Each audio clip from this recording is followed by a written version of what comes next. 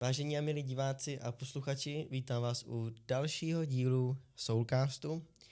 A ještě než začneme samotný podcast, tak mi dovolte říct pár slov vlastně o tady tom podcastu, proč vlastně vznikl, co je jako jeho myšlenkou.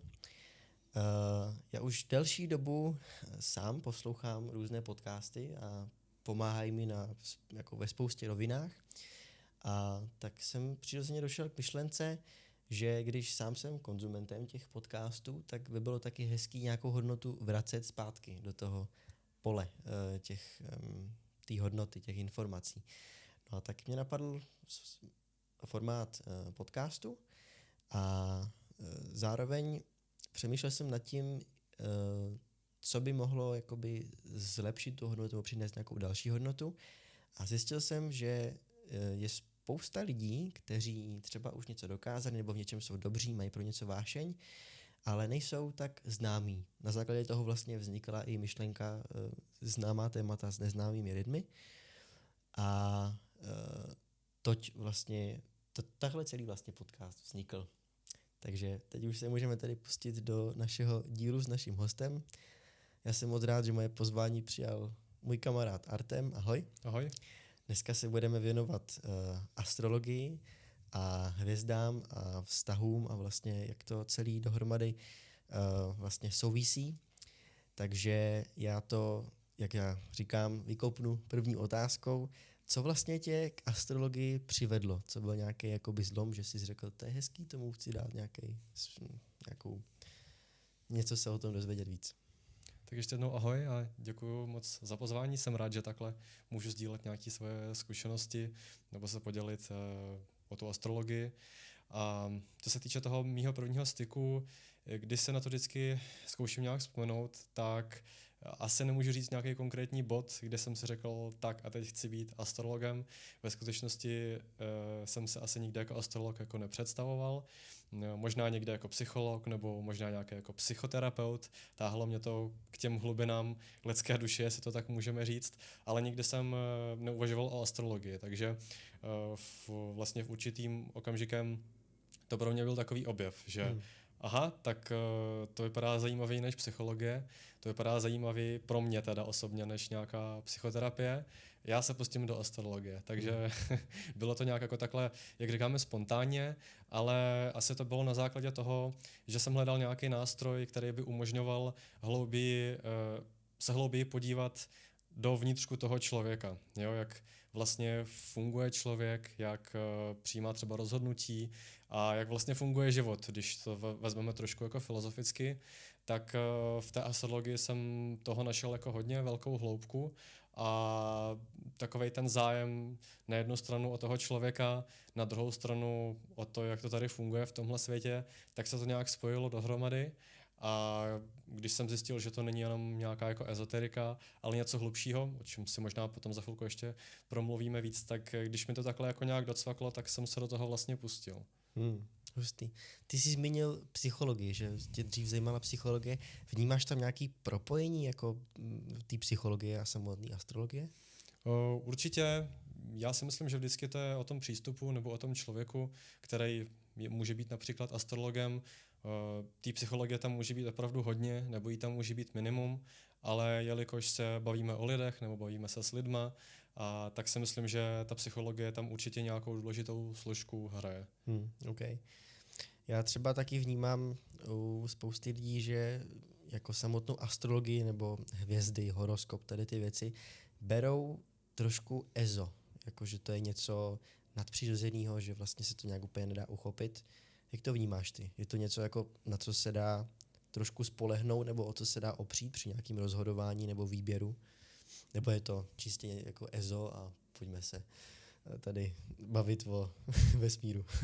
Tak z hlediska vnějšího určitě to tak působí a myslím si, že často tak může i bývat. Vždycky záleží na člověku, se kterým máte tu zkušenost.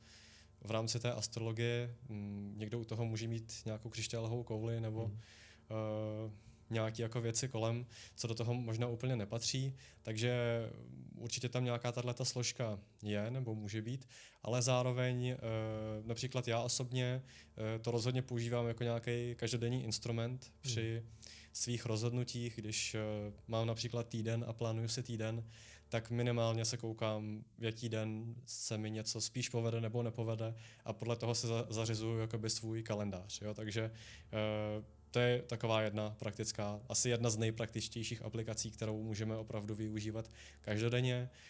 Můžeme se dívat například na roční cykly, jo, od vlastně narozenin do narozenin. Každý rok je jiný, i když možná se to někdy nezdá a můžeme strugglovat několik let, nebo naopak se může mít dobře, ale každý ten rok je speciální a ta astrologie umožňuje i plánování třeba takovýhle.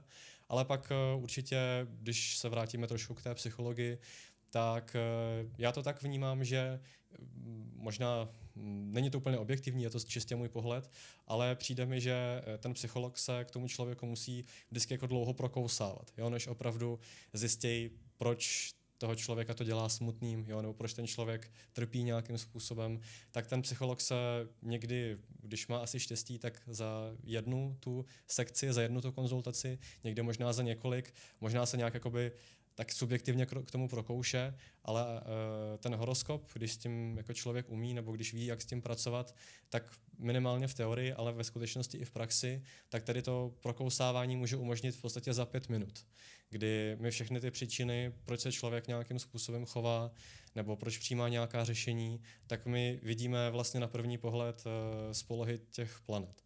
Takže těch vlastně aplikací je hodně a zase může to být buď hodně taková precizní věda, kde opravdu ji využíváme na každodenní bázi, ale může to být i taková jako srandička v novinách nebo taková jako ezoterika, kdy se jenom chceme pobavit. Vždycky záleží na našem přístupu, na našich znalostech a jak s tím umíme naložit.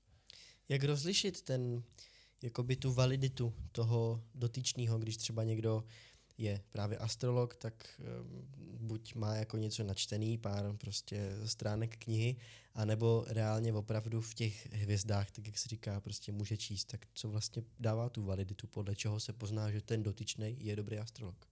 To je velice dobrá otázka. Já si myslím, že něco podobného se můžeme zeptat i v rámci psychologie, že protože každý může demonstrovat nebo ukazovat nějaké znalosti, říkat nějaké odborné termíny, ale vlastně zjistíme, jestli ten člověk je opravdu v tom dobrý až asi po nějaké konzultaci, jo, nebo po nějaké době. Takže to je asi takový jeden faktor.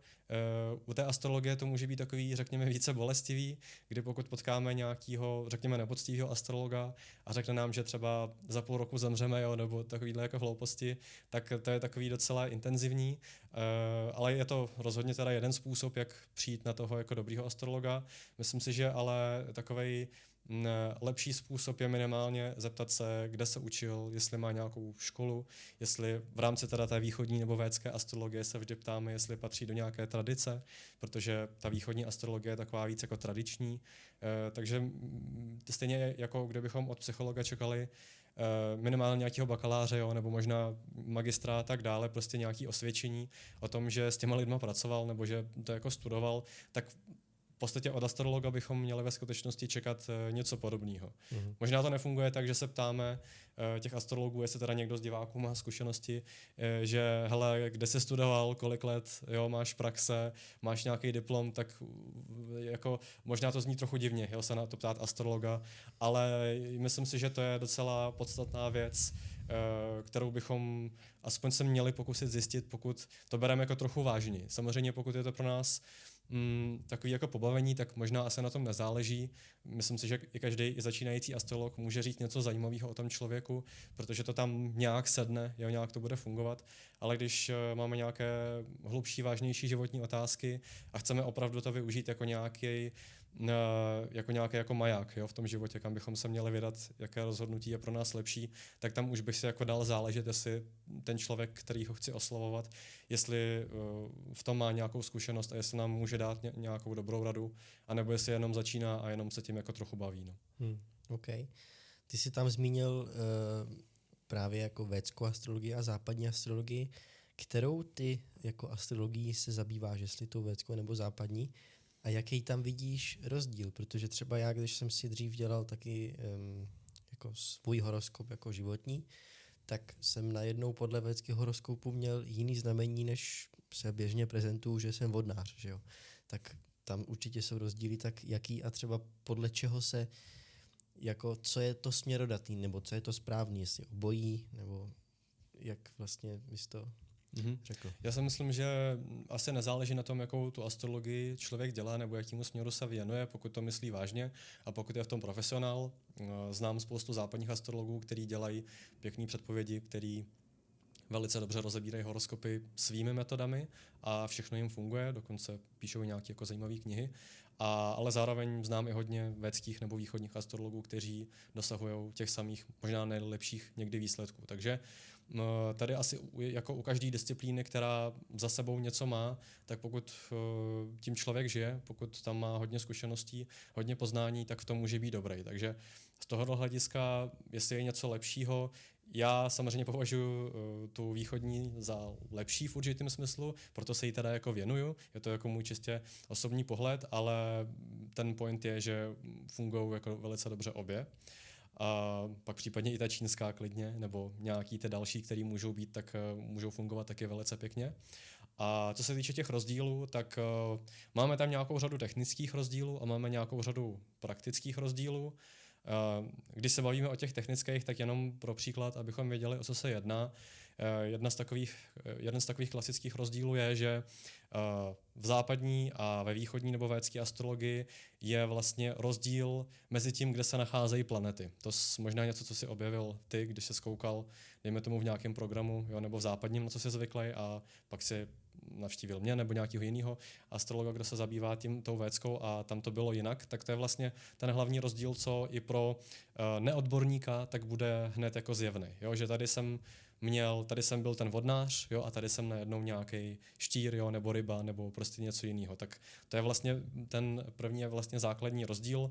Je to založený na určitých astronomických pohledech na věc, když to jako hodně zjednoduším, tak západní směr, nebo takhle, ještě trošku jinak.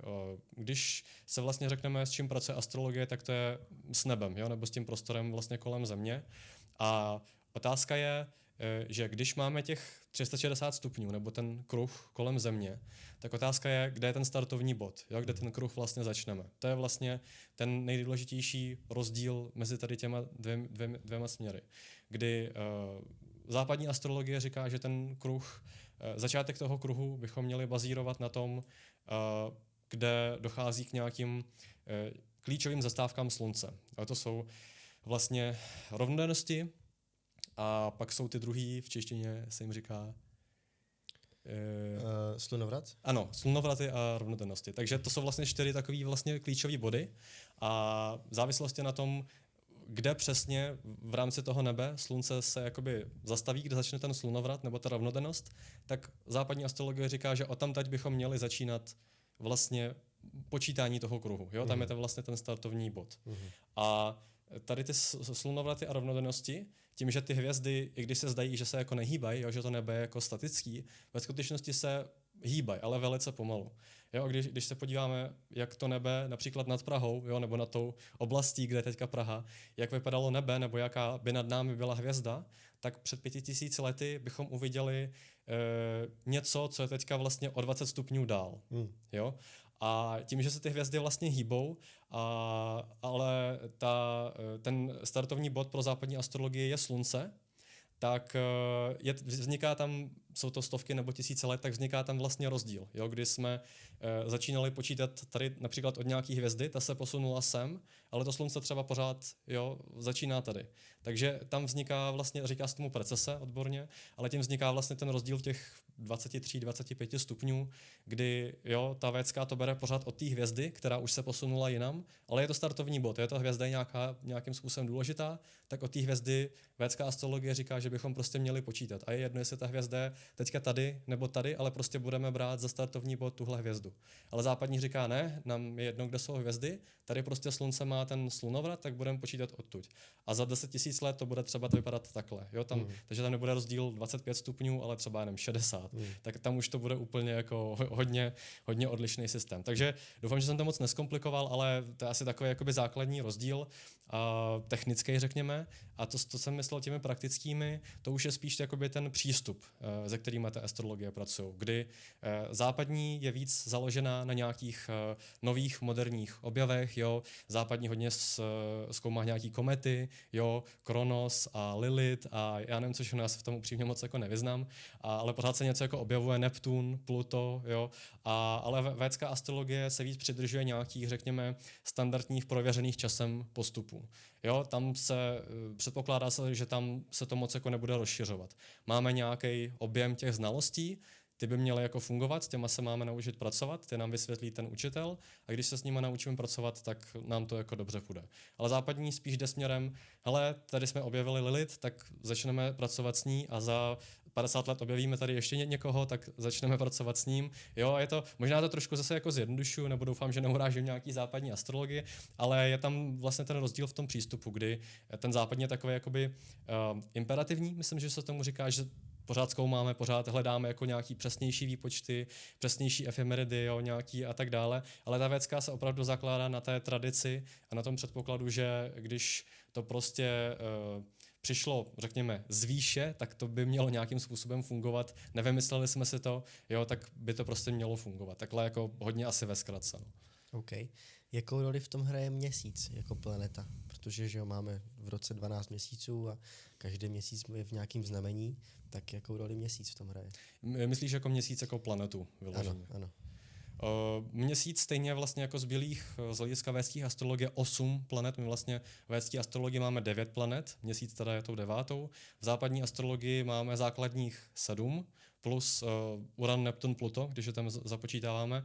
Takže stejně jako dalších 8 planet ve védské astrologii, tak ten měsíc má prostě určitou funkci, kdy, když se budeme bavit konkrétně, měsíc ukazuje naše emoce, naši psychiku, náš vnitřní projev, naše vnitřní fungování, naše schopnost se socializovat, naše mentální a psychické zdraví. Vlastně. A když se teďka bavíme, když se vrátíme zpátky k té psychologii nebo psychiatrii, tak jak jsem říkal, že tady se ten psycholog musí jako prokousávat, jo, pokud ten člověk není upřímnej, nebo pokud se bojí, pokud má nějaká traumata, tak mu to bude trvat. Ale astrolog se podívá například na měsíc, je tam samozřejmě víc faktorů, ale prvním takovým úplně začátečnickým faktorem tak je měsíc. Jo? Když s měsícem je problém, tak hned vidíme, aha, tak člověk tady asi má nějaké fobie, jo? Nebo když je měsíc se Saturnem například, tak člověk bude mít nějaké vnitřní strachy, komplexy, fobie, a nejspíš bude zaujímat často postavení oběti, jo, v situacích a tak dále. Může docela hodně jako vevnitř straglovat, může mít nějaký jako depresivní inklinace. Naopak, když vidíme, že s měsícem je Mars, tak můžeme předpokládat, že člověk je takový trošku agresivnější, jo, že pořád někoho tlačí, že pořád něco kontroluje, nebo se o to snaží minimálně, že je pořád takový velice podrážděný. Já říkám takové jako základní věci, ale ten měsíc to jsou takový vlastně první dveře do psychiky člověka. Jo, když vidíme problémový měsíc v horoskopu, tak hned můžeme říct, že člověk nějakým způsobem vevnitř na tom možná není nejlíp. A je to možná jedna z věcí, o který se budeme bavit hned na té konzultaci a ke kterému něco jako poradíme, aby se měl prostě líp. OK. No když se ještě taky podíváme na vztahy a nějakou, řekněme, kompatibilitu těch vztahů z hlediska právě horoskopu, nějaký té astrologie, tak jak je vlastně možný, že ty hvězdy navzájem, nebo že tam vlastně nějaká kompatibilita vzniká, že jo? Protože když se člověk narodí, tak od toho vlastně okamžiku se počítá, potom záleží taky ještě, kde se narodí, že jo? Podle védské astrologie, tak od toho okamžiku se potom počítá celý ten horoskop, jaký vlastně to seskupení hvězd bylo při tom narození toho dítěte, říkám to správně. Ano. No a potom vlastně, když má vzniknout nějaký partnerský vztah, tak se že jo, řeší kompatibilita, tak co to ovlivňuje, nebo jako, jak vlastně ty planety potom spolu komunikují? Proč zrovna ty planety ovlivňují toho člověka, to vlastně jak jedná a tak? Proč vlastně, ještě když bych tu otázku posunul trošku víc do vesmíru, proč vlastně zrovna ty planety nás ovlivňují? A proč nás planety ovlivňují? Na jednu stranu jednoduchá otázka, na druhou možná trochu komplexnější, kdybychom si to jako vysvětlili nějak jakoby podstatně, jak to funguje, což se pokusím a doufám, že to zase nepřeženu nějak technicky. V podstatě... Dneska je to technický díl. Technický díl. V podstatě jde o to, že nejde tolik... když začneme tím koncem. Nejde ani tolik o to, že ty planety s náma něco dělají, jo, nebo že ty planety nějak mezi sebou tam nějak jakoby komunikujou, nebo že se tam čísílkama něco spočítáme, což jako děláme, jakoby, ale není to v zásadě o tom. Je to o tom, že my se narodíme s nějakým backgroundem, i když je teorie, že se rodíme s čistým jakoby listem, že jo, do tohohle života, ale pak je teorie, že se narodíme s čistým listem, tak védská astrologie spíš je zastáncem toho, že se nerodíme s čistým listem a ty planety ukazují, s jakým tím listem se jako rodíme. Jo, tím máme předpoklady, vlastnosti a není to kvůli tomu, že by nějaká planeta nás nějak jakoby ovlivňovala, jo, nebo takhle, není to tím, že tady Měsíc posílá nějaké energetické vibrace, jo, a kvůli tomu se chováme špatně, nebo tady Mars, prostě tam došlo k nějakému výbuchu a my jsme najednou jakoby naštvaný. Je to trochu jinak. Je to o tom, že ty planety vlastně jsou takový jako ukazatele, který dalo by se říct, že to je vlastně takový jako jazyk vesmíru, se kterým nebo pomocí kterého ten vesmír nebo ta příroda, když takhle to je jako jednodušší pro vnímání, s náma komunikuje. Jo? A stejně jako já zkusím dát nějakou jako jednoduchou analogii, když například jedeme do nějakého města po silnici a vidíme ukazatel, že třeba tady doleva je Praha. Tak řekněme, ten ukazatel není příčinou toho, že Praha je tady, ten ukazatel jenom ukazuje, že tam ta Praha vlastně je. A proč tam ta Praha je? No, protože ji tam někdo postavil, jo? Jakože takhle. A něco podobného je s těma planetama. Když ten člověk má, řekněme, nějaký vnitřní problémy, jo? Nebo nějaký vady v charakteru, tak to není proto, že ten Mars je jako špatný nebo něco. Ten Mars jenom ukazuje jako ukazatel, že ten člověk má v charakteru jakoby nějaký vady. Jo? Jestli to je trošičku jakoby jasný. Takže jednoduše řečeno, ty planety nejsou tou jakoby původní příčinou, proč nějaký ty věci nějak fungují v našem životě nebo proč se nějak chováme, ty planety jenom vlastně ukazují. Jako hodiny ukazují čas, tak planety ukazují, že hele, takhle to bude fungovat. Ale proč se takhle chováme, tak vlastně ta příčina je hluboko vlastně v nás. Jo, takže taková to. A co se týče těch vztahů, tak když to se bereme hodně prakticky, tak nedíváme se ani tolik na to, jak ty planety jsou někde, jo, jak mezi sebou jako tam působí, ale spíš se jenom díváme na to, že tady ten člověk má takovýhle temperament, tady ten člověk má takovýhle temperament a tady ty dva temperamenty prostě spolu nemůžou fungovat. A nebo naopak můžou velice dobře fungovat. Jo, takže z praktického hlediska to funguje jakoby hlavně takhle. V rámci té astrologie samozřejmě si tam něco počítáme, koukáme se, kde oproti čemu se co nachází, máme tam spoustu jako vysvětlení, ale když to bereme hodně jako v základu nebo hodně v praxi, tak je to, že jeden člověk má nějakou přírodu, druhý člověk má nějakou jinou přírodu a ty planety přesně ukazují jakou a my na základě toho pak děláme nějaký závěr, jestli tady ty dvě přírody se spolu hodí nebo nehodí vlastně. Takže v podstatě, když se odhalí nebo spočítá tady to seskupení těch hvězd obou dvou těch lidí, tak pak, jestli to chápu správně, tak nastupuje, by se dalo říct, psychologie, kdy vlastně odhalujeme, který osobnosti spolu můžou fungovat a který spolu budou fungovat hůř. V podstatě jo. Když nebereme jenom ten termín psychologie abstraktně, ale v podstatě jde o to, že odhalujeme, jak ty lidi spolu budou interagovat, jak budou spolu komunikovat, jo? Protože ten vztah je hlavně o té naší společné interakci. A ty planety nám vlastně jenom ukazují, jaká ta interakce nejspíš bude. Jo, takhle jakoby. Můžeme tam samozřejmě brát i ezoteriku, jo, když Měsíc je tady a toho druhého měsíce tam, tak tam vzniká nějaký vesmírný provaz, který je stahuje a oni, jo, tady to všechno samozřejmě můžeme říkat, ale v zásadě je to jenom o to, že jeden má takovýhle temperament, druhý má takovej a jak pak ty dva temperamenty budou spolu fungovat nebo nefungovat. Ty jsi tam taky zmínil, že jsou, nebo jako, že se dá vycházet tady z těch dvou teorií, těch popsaných listů. Když ta védská astrologie vychází spíše z té teorie už toho popsaného listu a ten vesmír pomocí hvězd nám vlastně má říct, co na tom listu je napsaný, tak kdo to tam napsal, když vlastně jsme se narodili vlastně jako poprvé, že jo, jsme přišli na tenhle svět a měli bychom ten štít mít prázdnej, tak kdo to tam napsal?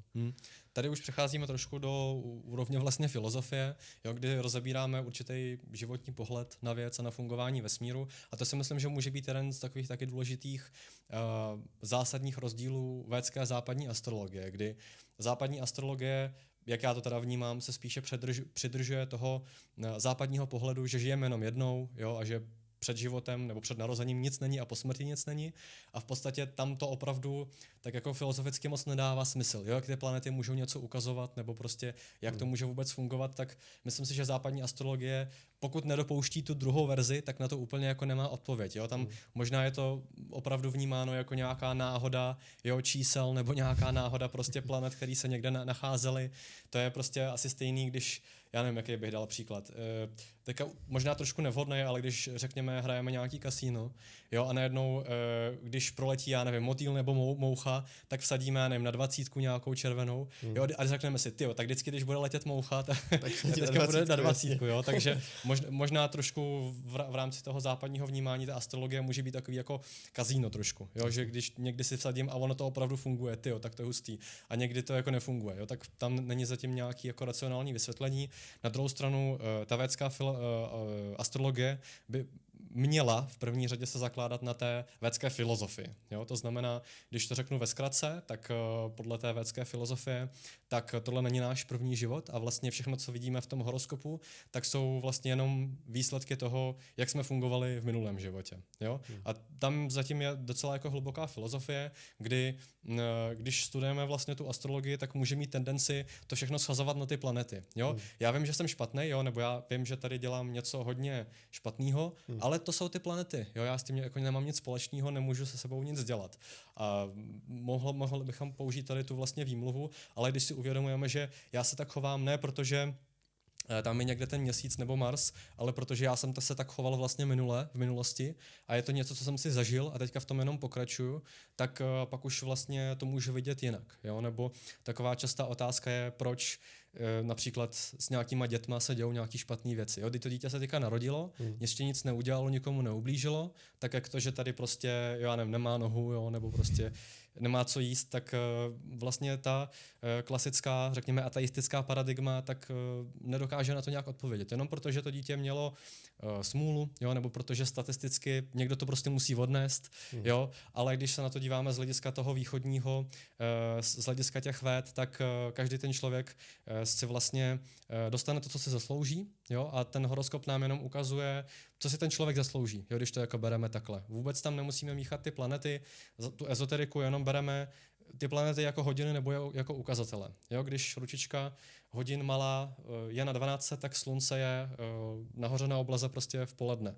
A to slunce na obloze uprostřed není, protože je 12, ale protože prostě to slunce krouží, že jo, a v nějaký bod je prostě na tom nejvyšším bodě. Tak stejně tak já, dejme tomu, jsem nemocnej, ne protože tady nějaká planeta mi ublížila, ale protože to muselo přijít tím, jak jsem fungoval v minulosti a ta planeta to jenom naznačuje, že hele, teďka to přijde, tak dej se na to pozor. Jo? Takže příčinou není ta planeta, která nám nějak ubližuje, ale příčinou jsme vlastně my sami.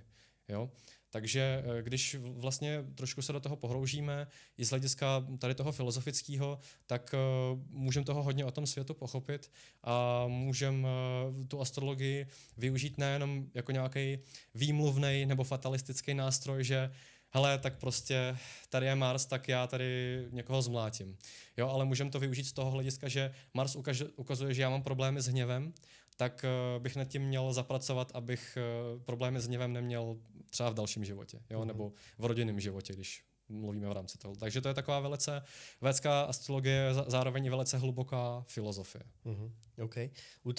U té filozofické stránky, tam si ještě chvilku zastavíme, protože když se bavíme o védské astrologii, tak zároveň samotná ta védská filozofie je dost osobní, že vlastně jde o vztah většinou. A tím pádem i samotné planety jsou nějaký, jako dalo by se říct, z osoby, nebo mají své zosobnění, protože když třeba říkáš, že Mars symbolizuje hněv a další tady ty věci, tak samotná jako ta koule, ta planeta asi nic jako moc nesymbolizuje, tak jestli jako zatím je nějaká osoba, která vlastně potom má tady tu planetu a ta osoba má nějaké vlastnosti a ty potom ovlivňují toho člověka?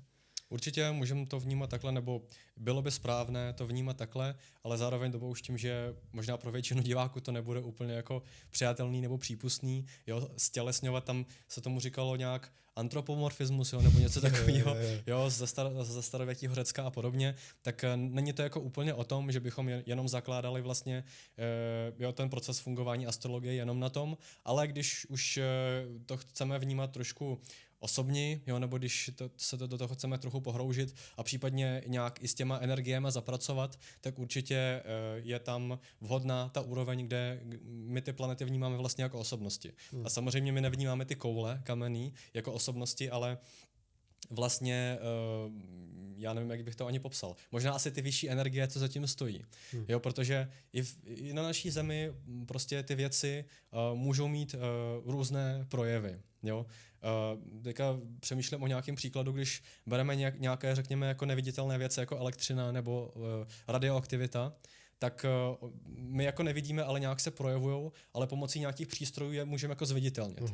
Jo, třeba tu radioaktivitu pomocí toho měřiče, jo, nebo elektřinu pomocí žárovky a tak dále. Takže na té hrubé úrovni je to třeba žárovka, která svítí nebo něco, ale na té jemné úrovni to jsou ty elektrony a podobně. Jo, takže něco podobného je vlastně i s těma planetama, kde ta hrubá úroveň, ano, vypadá to jako šutor a ten šutor nemá s náma nic společného, ale za tou planetou stojí jakoby, řekněme, nějaká energie, nějaká osobnost a v tom horoskopu hlavně jde o tohleto. Okay. Ještě se vrátím zpátky k tomu předchozímu tématu, když vlastně ty planety jsou nějakým způsobem ty ukazatele toho, jaký máme ten temperament, vlastnosti a tak dále, tak znamená to vlastně, že můžeme i ovlivnit jakoby v tomhletom našem, když teda vycházíme z té védské teorie, v tomhle našem životě s čím nebo s jakým postavením planet se pak narodíme i v tom dalším životě? Určitě, já si myslím, že pro někoho to je takový životní cíl možná, nějakým způsobem si to zařídit tak, abych se narodil třeba s dobrým horoskopem, jo, nebo aby mi to fungovalo. Potvrzení. Takže ano, určitě tady je vlastně otázka o tom, jestli ta astrologie je fatalistická nebo ne. Jo? V podstatě, jestli je všechno předurčeno, nebo jestli se něco dá změnit. Já mám velice rád takovej, řekněme, klasický příklad, kdy se to snažím těm jakoby lidem vysvětlit, jak to ve skutečnosti funguje. Je to něco podobného, když například nasedneme na nějaký autobus tady v Praze, který jede do Brna. Jo, tak ten autobus prostě přijede jenom do Brna. Jo? My nemůžeme se dostat tím autobusem do Plzně nebo do nějakých Budějovic a tak dále. Ale v tom autobuse můžeme sedět, můžeme spát, můžeme poslouchat podcasty, můžeme si číst, jo? Můžeme tam třeba mlátit lidi, jo? Nebo se chovat nějak nevhodně.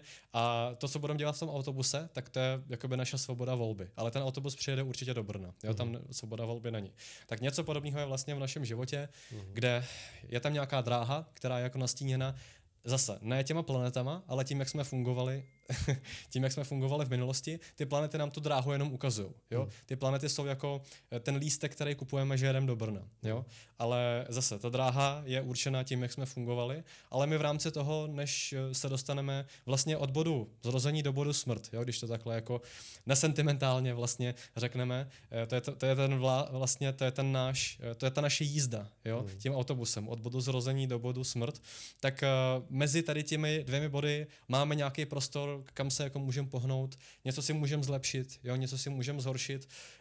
Buď například, když pokračujeme trošku v té analogii, ať se trošku zasmějem s tím autobusem, tak buď ten autobus dorazí jako v pořádku, jo, všichni jsou jakoby v klidu, já jsem v klidu, jo, všechno super, anebo ten autobus prostě přijede, hoří mu tamhle vzadu motor, jo, jsou rozbitý skla prostě, takže může to jako dopadnout všelijak a tam je vlastně ta svobodná naše vůle, jo, kdy my nějaký věci nebo nějaký, řekněme, naše vlohy, když se bavíme v rámci toho chování v tuhle chvíli, tak jako si můžeme zlepšit, můžeme se stát lepším člověkem objektivně, anebo prostě můžeme úplně zdegradovat a skončit někde úplně na dně. Jo? Ale takže nějaká svoboda vůle je, ale není 100%. Jo? Je důležitý vědět, že aspoň z hlediska té astrologie ta svoboda vůle není 100%, je tam určitě vždycky nějaká předurčenost. Jo? Do možná teďka roku 2020 a dál bych řekl, že když se narodím mužem, tak jsem muž, teďka už samozřejmě někdo to zkouší měnit, takže tohle už není možná úplně takový jakoby neměnný, ale nějaký věci já stejně jako změnit nemůžu. Jo, třeba barvu svých očí, to si myslím, když se nedám nějaký čočky nebo něco, tak zůstane, jo, nebo svoje rodiče, jo, už jsem se narodil u nějakých rodičů, tak jasně, jakoby formálně můžu se změnit doklady, ale pořád moje matka bude ta žena, co mě porodila a tak dále. Takže prostě nějaký věci, i kdyby hodně chtěl, tak jako zůstanou a nejdou změnit. Jo? Nebo že mám 2 ruce, jo? Nebo nemůžu mít 3. ruku, jo? Nebo 3. nohu, nebo já nevím něco. Pokud to není nějak extra umělý něčeho.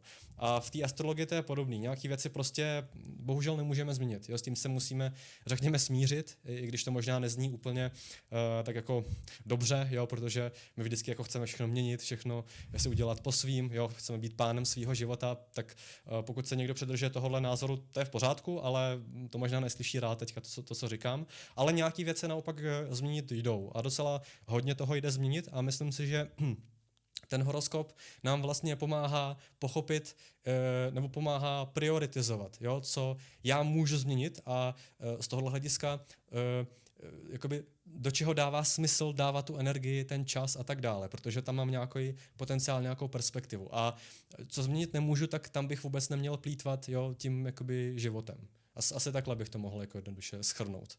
OK. Tím pádem to mě přivádí k otázce, teďka už si to nakousal na konci toho, co jsi říkal, jak vlastně moc přikládat důležitost samotným jako těm planetám nebo postavení planet a toho, jak nás ovlivňují, čili to vlastně, pro co jsme předurčeni, když některé věci můžeme změnit, některé nemůžeme, tak případně dej klidně i nějaký příklad, jako co třeba nejde změnit a co by naopak jako se dalo změnit z pohledu těch vlastností nebo třeba ten temperament, nebo vlastně ještě taky otázka další, co všechno se podle těch hvězd dá zjistit o člověku. Tak to je docela hluboký, zajímavý téma. Co se týče, co se všechno dá zjistit, tak v podstatě všechno, když to možná zní tak jako hodně zjednodušeně, ale když se bavíme o konkrétních tématech, tak dlouhověkost, zdraví, vztahy, finanční prosperita, děti, jo, v podstatě všechny jakoby životní témata, kterýma ten člověk prochází v tom životě, tak v tom horoskopu někde to tam je jakoby schovaný. A pokud od toho máme, řekněme, nějaký klíč, tak se o tom můžeme jako dozvědět. Takže ten horoskop předpokládá vlastně popis všeho a jenom to vlastně opakuju trošku jinak, že ten objem té informace, který můžeme dostat, já bych řekl, že zcela a plně závisí na tom astrologovi. Jo, jak je zkušený, jaké má to poznání toho horoskopu nebo ty vědy a tak dále. Ale ten horoskop je vlastně jako takovej zašifrovaný klíč, nebo taková jako zašifrovaná schránka, a ve které by mělo být jako všechno, jo, o tom člověku. Já si myslím, že mě teďka napadla taková dobrá analogie, to je stejně jako naše DNA. Jo, je to jenom nějaká prostě kombinace těch aminokyselin, jo, nebo čeho, a nějak jsou tam jako zakroucený a takhle a co jako. Jo, ale když s tím umíme pracovat, tak z toho zjistíme prostě všechny ty nemoce, které můžeme mít, jo, nebo můžeme zjistit, já nevím, asi jak můžeme být vysoký, jo, nebo jaký můžeme mít svaly, kosti a prostě všechno o zdraví, jo, nebo toho člověka, možná nějaký jako jiný věci. Tak já si myslím, že ten horoskop to je něco podobného jako ten řetězec toho DNA, který je takhle jako zkroucený, zašifrovaný a je jenom vlastně ten úkol ho takhle jakoby rozbalit, rozšifrovat, přesně tak. Takže z tohohle hlediska je tam vlastně všechno, ale musíme se k tomu dostat prostě. A co se týče toho, co se dá změnit, co se nedá změnit, já si myslím, že to je hodně jako individuální. I ten horoskop do určitý míry ukazuje, v jakých sférách té svobody vůle u člověka jako více a ve kterých méně. Jo? My jsme tam dávali příklady s těma rodičema a tak dále, to jsou takový jako možná hodně zase zjednodušený příklady, ale myslím si, že když takhle o tom uvažuji v rámci toho horoskopu, tak vždycky to je individuální. Jo? Nemůžeme říct, že vždycky vztahy jsou daný a nejdou vůbec změnit. Jo? Že budeme mít prostě 3 manželství a tím to jako skončí. Jo? U někoho to tak daný může být, ale u někoho to tak daný být nemusí. Jo, takže každý ten horoskop vlastně individuálně ukazuje, jak moc prostoru ten člověk má v nějakých určitých sférách. Nebo naopak, jaký sféry jsou už jako naplno fixní a i kdybychom se tady prostě o zeď měli rozbít hlavu, tak s tím jako nic neuděláme, bohužel. Já se snažím, to je můj osobní přístup, že se snažím těm lidem neříkat právě speciálně o těch věcech, že tam je to bez šance, jo? Že tam nemůžeš tam nic změnit, protože to je takový jako asi neproduktivní, jo? Kdybych to takhle jako popsal. Jaký je důvod o tom člověku říkat, jo? Pak z toho bude jako nešťastný a tak dále, ale je asi lepší vždycky si říkat o těch věcech, kde něco změnit právě jako můžeme. Mhm. Takže je to asi ten závěr je, že je to hodně individuální. Jo? Na základě toho horoskopu nejde říct, že tahle sféra je u všech prostě neměnná, jo? Nebo tahle sféra u všech jde změnit. Každý ten horoskop vlastně ukazuje, kde ten člověk prostor má, ale kde naopak prostor mít nemusí. Není to tím pádem někdy i, jak bych to nazval, omezující nebo stresující, když vlastně někdo se dozví, já třeba nebudu nikdy milionář, protože prostě jsem předurčený k tomu, že mám být chudej, protože jsem se tak narodil, protože jsem třeba v minulém životě dělal něco, co mi teďka způsobilo chudobu. A najednou vlastně se může třeba ochudit o příležitosti vědomě, protože si vytvoří blok, že vlastně nebude nikdy bohatý. Vytvoří si blok, že jo, ty se mnou chceš dělat biznis, no já jako radši ne. A přitom třeba by ten potenciál měl. Tak jako kde pak jako najít tu hranici, že OK, mám povědomí o tom, že mám být obezřetnej, ale vlastně proč to neskusit? Mm-hmm. Velice praktická otázka. Já si myslím, že tady jsou vlastně dvě úrovně, v rámci kterých to můžeme se na to vlastně podívat.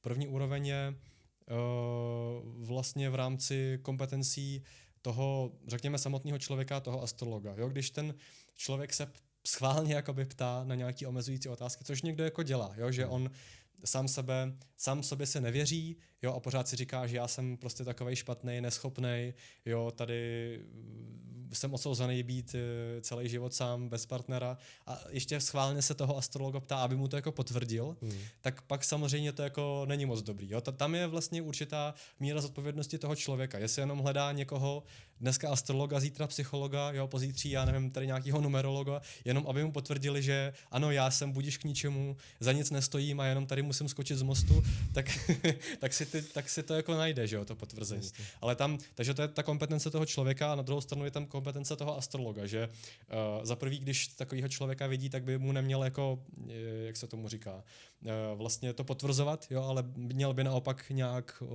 s ním jako pracovat, možná trošku i psychologicky.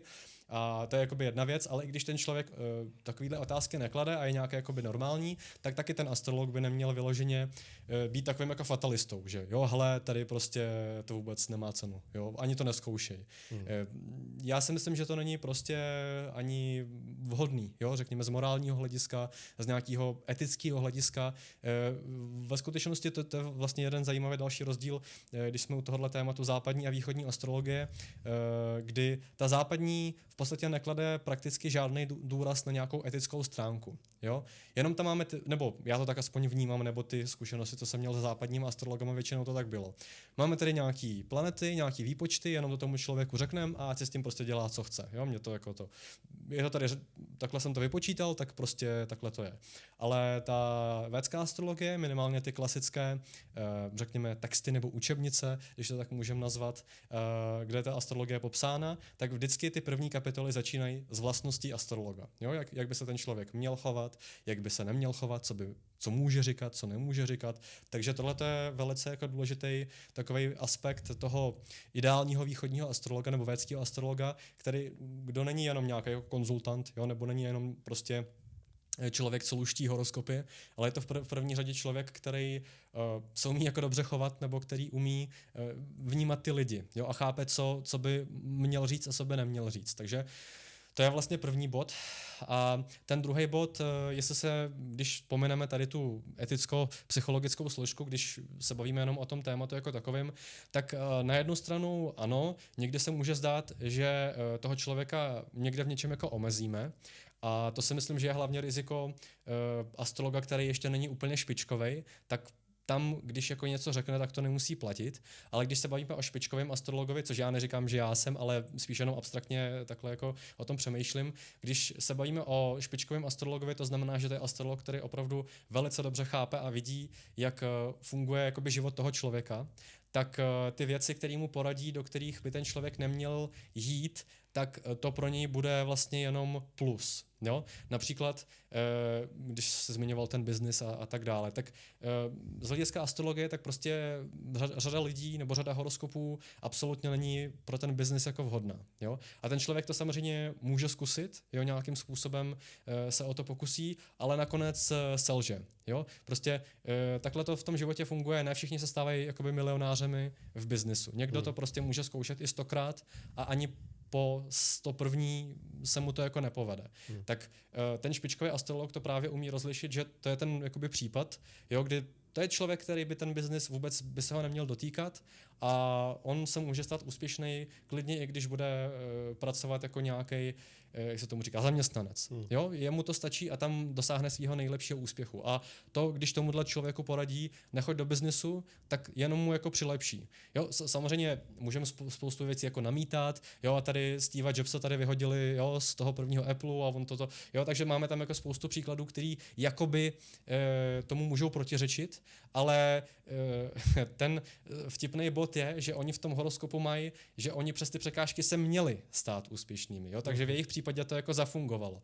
Ale pak jsou bohužel lidi, možná někdo to bude i z nás, kde nějaký věci prostě nebudou fungovat, i když se budeme hodně snažit. A v tu chvíli, když najdete dobrýho astrologa, který to opravdu jako umí rozlišit a který vám to jako poradí, tak se jenom vyhnete jako problému, když tam nepůjdete. Ne, není to o tom, že zmeškáte nějakou možnost, ale opravdu se vyhnete nějakým problémům. Já si myslím, že ten biznis může být taky trošku jako zavádějící, protože spoustu lidí jako věří v nějaký jako úspěch, jo, toho úsilí, ale můžeme si dát takovej možná jednodušší příklad se vztahama, jo? Když jsme se bavili o té kompatibilitě, tak nějaký lidi prostě spolu nebudou fungovat nikdy. Jo? Ať se snaží jakkoliv, ať ten jeden nebo ten druhej mají city, jo, obrovský vůči tomu druhému, ale prostě nějaký ty páry nebudou nikdy fungovat, jo? Kdyby prostě ten jeden možná chtěl.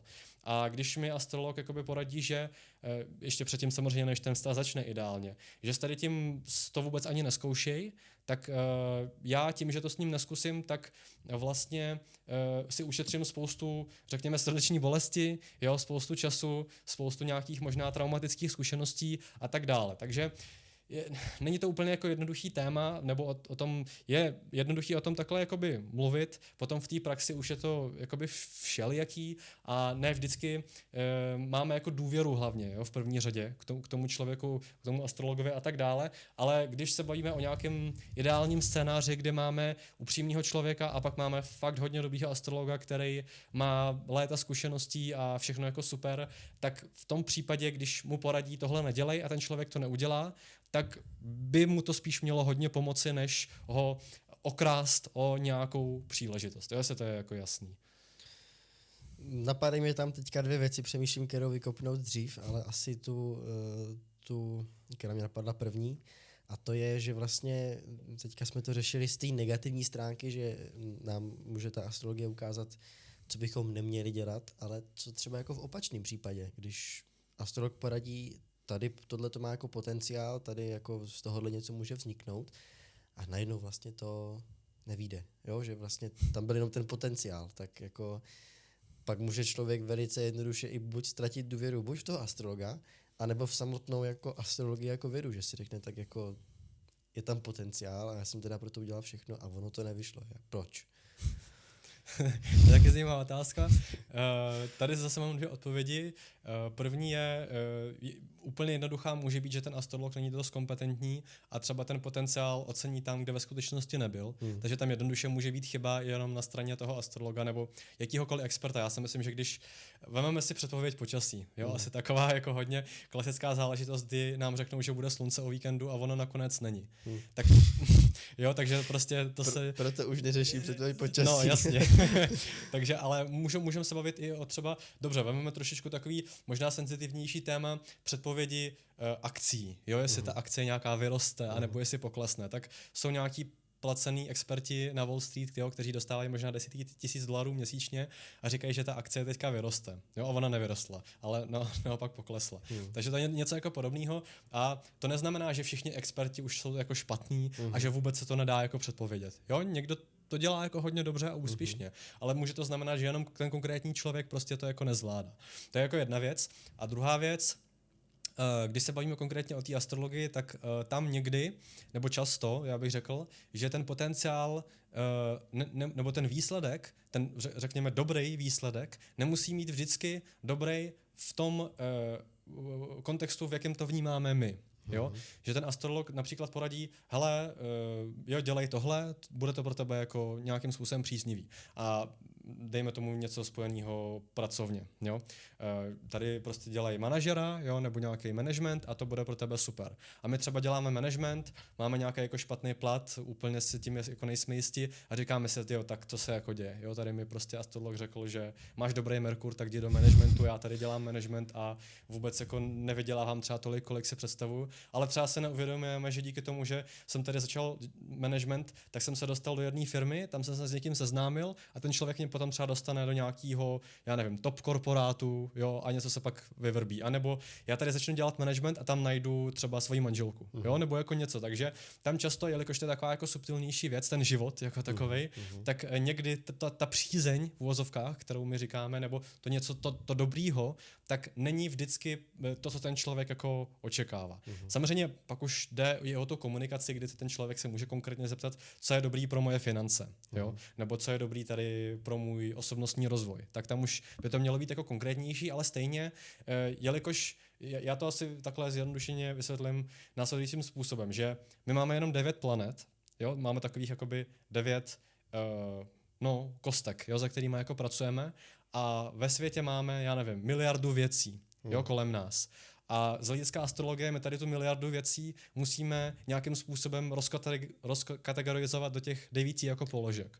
Jo, takže když já se koukám na jednu z těch 9 položek a říkám, že něco bude dobrýho, tak tam je třeba 100 milionů možností, jak se ta planeta může projevit. Jo, a někdy opravdu ani ten astrolog, to říkám ze své zkušenosti, že jako nemusí úplně přesně vědět, jak tady ta přízeň obrovská se jakoby tady projeví. Jo? Takže je to takový jako sporný. Když můžeme ve skutečnosti, když jsme si jistí, že ten astrolog jako by byl dobrý a neudělal nějakou chybu a tak dále, tak opravdu objektivně budeme schopni posoudit, jestli to bylo dobrý nebo ne, asi nějak blíž ke konci života, jo? Protože už budeme, nebo po nějaký minimálně době, jo?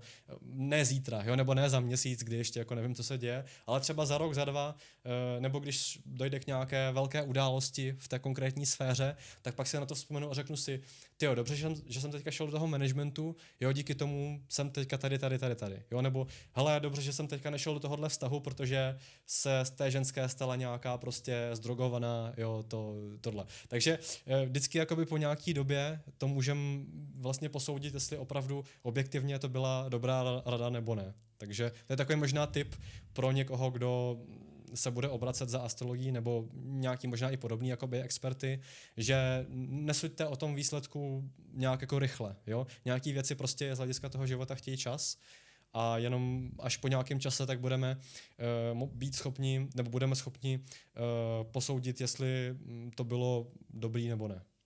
Z toho, co jsi popisoval, tak vlastně vyplývá, že astrologie a nějaká předpověď, nějaký horoskop zdaleka není všechno, čím by se člověk jako měl řídit v životě. Je to tak? Záleží na člověku. Já si myslím, že samotná ta védská astrologie by mohla být dostačující, jo, jako nějaký směrodatný nástroj. Jo, ono v sanskritu tak védské astrologii se říká Jyotish a Jyotish se překládá vlastně jako světlo. Jo? Stejně jako máme například tmavou jeskyni a tam, abychom se neublížili, tak si vlastně rozsvítíme pochodeň, jo? Nebo si vezmeme baterku. Tak Jyotish je jako něco podobného, kdy vlastně ten náš život často může být jako takovej tmavý tunel, jo? Kde prostě nevidíme to světlo a ta astrologie nám jako pomáhá se zorientovat, jo, pomáhá nám ukázat ten směr. A jelikož je to taková jako hodně starodávná věda a těsně propojená i s tou životní filozofií a i s tím vlastně pohledem na svět, tak můžeme říct, že do velké míry to může být taková jako samostatná disciplína, která by člověku mohla nebo měla stačit, ale zase za podmínky, že buď ten člověk se v tom sám hodně dobře vyzná, anebo když osloví někoho, kdo se v tom hodně dobře vyzná. Jo, pokud se bavíme o nějaký zase laický astrologii, ať už teda východní nebo západní, je to jedno, ale tak tam samozřejmě to dostačující nebude. Jo? Protože tam to bude hodně omezený. Dostačující to může být možná asi jako každá jiná disciplína, někdo může říct, že psychologie stačí. Jo, a tady nepotřebuju prostě, já nevím, numerologii, karty, já nevím, co všechno. Mně stačí tady můj terapeut, já k němu chodím jednou za měsíc, on mi vždycky srovná mi hlavu, jo, udělá mi dobře, a já už nic jiného nepotřebuju. Jo, nebo někdo řekne, hele, mně stačí fitko, jo, když já tady zvedám železo, tak to je prostě, to je ta moje cesta, já tady nepotřebuju žádný věštění, tady zvednu prostě 100 kilo a už mi je dobře, jo, když jsem v depresi. Takže vždycky jako hodně záleží na kvalitě a asi intenzitě, jo, v dobrém smyslu, jakoby té metody, kterou se řídíme, ale zase z hlediska té východní astrologie, tak sama v sobě by měla být jako soběstačná. V jakých směrech je astrologie nějakým způsobem opakovatelná? Protože když si podíváme třeba na psychologii, tak psychologový člověk, že chodí třeba na terapii nebo na nějaké sezení, pracuje s nějakým problémem, tak se to třeba dlouho táhne, nebo když má někdo kouče, že jo, tak taky prostě je to něco pravidelného. A doposud, co jsme jako si řekli, tak mi to spíš přijde jako takový jako spíš jednorázový záležitosti, protože planety se vlastně moc nehýbou, že jo. Svoje zrození taky neposuneme, aby se nějak planety pohly a nějak nás jinak ovlivnili. Tak v čem tam může být jako v té astrologii ta opakovatelnost tady těch sezení?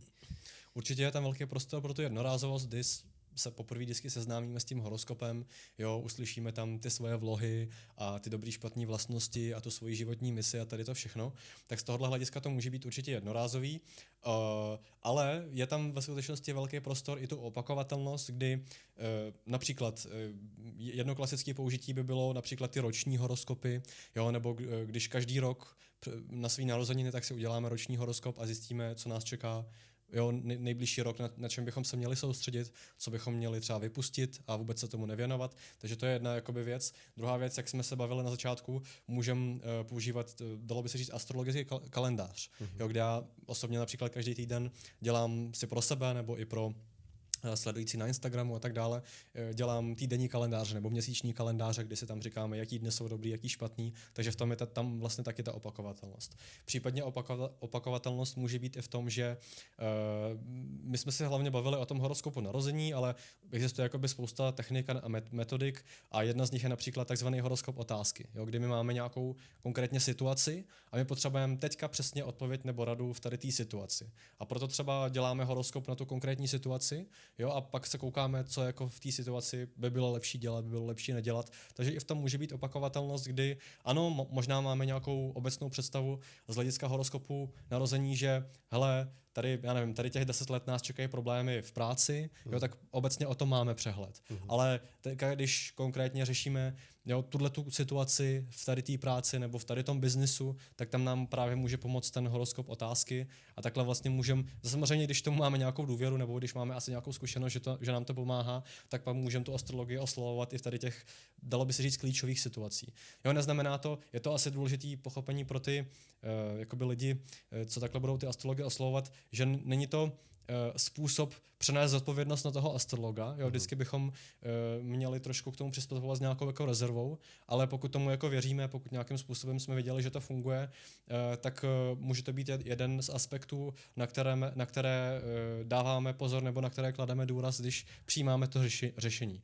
Jo, mimo toho, že si to třeba nějak promyslíme sami, jo, mimo to, že si to nějak spočítáme, nebo mimo to, že se poradíme tady, já nevím, s tátou, s mámou, možná s nějakými blízkými přátelema, že jo, když přijímáme nějaký náročné řešení, tak prostě toho děláme jako víc. A vlastně v tomhle kontextu ta astrologie může být jedno z toho, jo, co uděláme vlastně, abychom se třeba přesvědčili, že jasně, jo, tady mi táta poradil, jo, dělej tohle to je nejlepší, tady jsem si přečetl, jo, nebo tady jsem si spočítal, že to taky jako takhle dává smysl a ještě mi pak astrolog řekne, jo, hele, to je dobrý nápad. Jo, tak pak mám 3 potvrzení třeba a pak to můžu jako udělat. Jo, a nebo naopak, já můžu mít nějaký intuitivní pocit, že asi by to bylo dobrý, poradí mi něco ještě druhýho a pak astrologie řekne něco třetího, tak pak mám jakoby i několik bodů, jo, na základě kterých taky se jakoby můžu rozhodovat. Jo, je to prostě zase, když v tom máme dobrou zkušenost a když to máme důvěru, tak to může být jeden z hlavních bodů, kterým se jakoby orientujeme, ale minimálně, když jsme jenom jakoby váháme nebo si to jako zkoušíme, tak to můžeme brát jenom jako jedna jakoby z indicí, jo, která nám pomáhá přilnout na jednu nebo na tu druhou stranu v rámci toho řešení. Ale asi by to neměla být určitě jako jediná. rozhodně nikdo jako, jak se tomu říká, neruší naší inteligenci. Jo? Ta by tam vždycky jako měla být a měli bychom nějak střízlivě prostě se dívat na tu situaci a nebýt jako fanatikem. Jo? To je také jako důležitý. OK. Takže ty si říkáš, že to dáváš na Instagram třeba svůj pro svoje sledující, tak určitě najdete v popisku potom videa. Ještě mě zajímá, co bys doporučil divákům nebo posluchačům právě z hlediska třeba té astrologie, nebo potažmo i psychologie, když jsme zjistili, že tam je velice úzký propojení, že jo, astrolog by z velké pravděpodobnosti doposud podle toho, co si říkal, tak by měl být trošku i psycholog, aby věděl, co říct, jak říct tomu člověku, tak třeba na co si dát pozor, nebo jaký poselství bys chtěl říct divákům, posluchačům? Poselství, já bych doporučoval těm, kdo jsou asi skeptičtí, tomu dát trochu prostor, klidně si to třeba zkusit a hlavně ne v rámci jako novin nebo internetu, ale takhle v rámci něčeho jako odbornějšího, jo, kdy za mě ta astrologie má šanci se jakoby pro vás otevřít nějakým jakoby novým způsobem, jo, který jste vlastně doposud neviděli a myslím si, že to může být takovej velký prostor pro praktickou aplikaci na vlastně každodenní bázi. OK, super. Já ti moc děkuju za dnešní diskuzi. Bylo to velice technické, velice rozborné a doufám, že vám se tento díl líbil, že jste si z něho něco odnesli a že třeba vás to nějakým způsobem obohatilo. Budu se na vás těšit u dalšího dílu. Tobě ještě jednou děkuji a mějte se krásně. Díky za pozornost a někde zase příště. Tak ahoj. Ahoj.